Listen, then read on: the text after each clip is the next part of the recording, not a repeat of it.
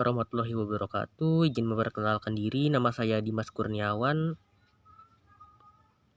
NPM saya 2217051161 akan menjelaskan tugas 5 TBO konversi epsilon NFA ke NFA.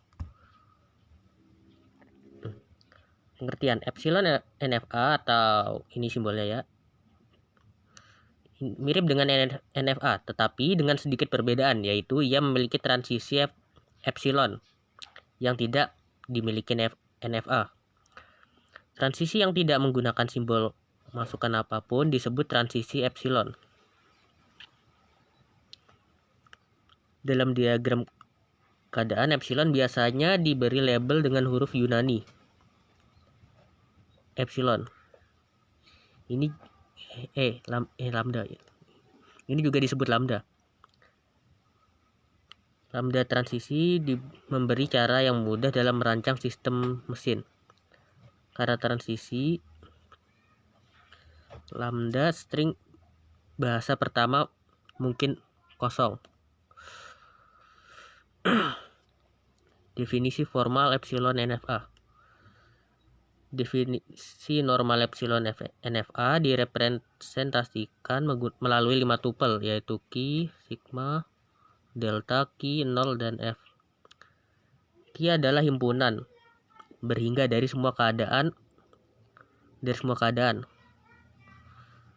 dengan ini contohnya ya, Q0 sampai dengan Qn, dengan N adalah bilangan berhingga. Sigma adalah kumpulan simbol terbatas yang disebut alfabet,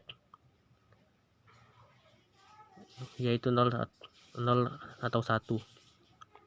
0 dan 1. Delta merupakan fungsi total yang disebut fungsi transisi. Q0 adalah keadaan dari mana semua input diproses. Maka Q0 elemen dari Q. F adalah himpunan keadaan akhir, di mana F adalah himpunan bagian dari Q.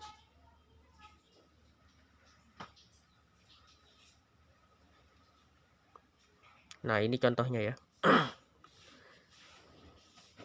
Kita akan mengubah epsilon NFA yang ada di gambar ini menjadi NFA biasa. Pertama kita perlu mencari E-klosurnya.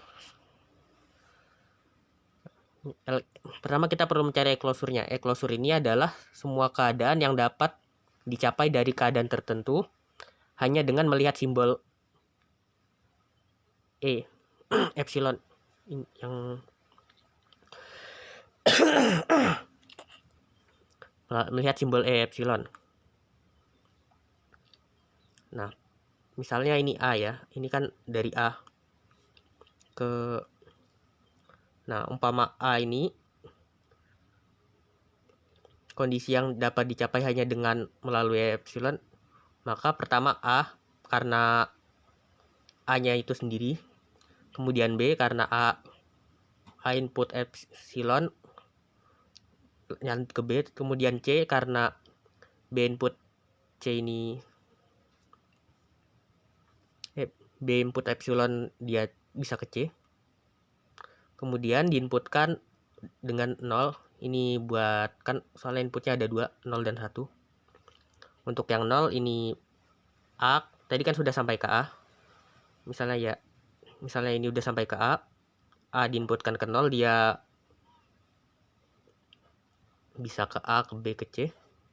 Kemudian B nggak bisa menerima input 0 di sini, maka dia nggak ada itunya.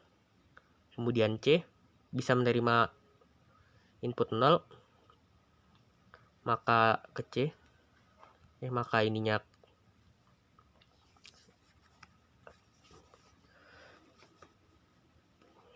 ke C.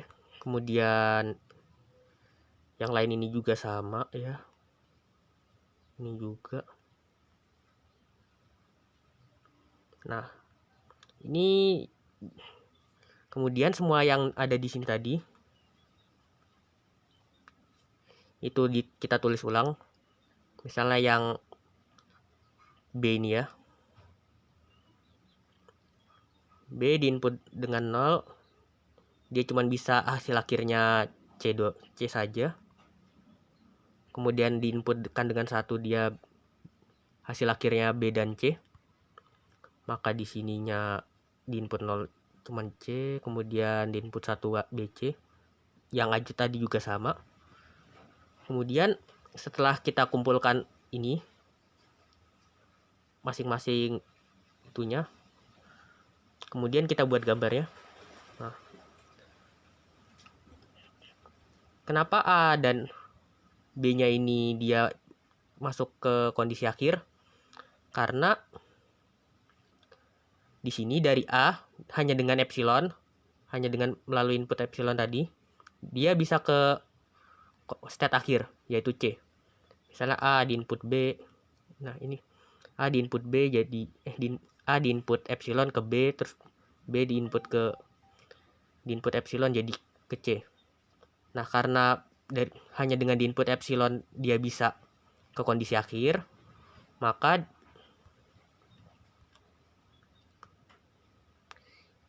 dia dia bakalan jadi kondisi akhir. Oke. Sekian itu saja penjelasan singkat dari saya. Akhir kata wabillahi taufiq wal hidayah. Wassalamualaikum warahmatullahi wabarakatuh.